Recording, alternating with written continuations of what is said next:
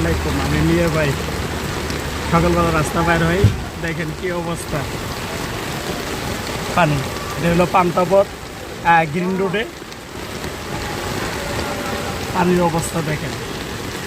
সকালবেলা ভোরবেলা বৃষ্টি শুরু হয়েছে আর পানি এক কোমর পানি হয়ে গেছে গা, কোথাও এক বুক পানি হয়ে গেছে গা, এমন অবস্থা দেখেন। আশেপাশে প্রায় মার্কেটের মধ্যে পানি উঠে গেছে গা।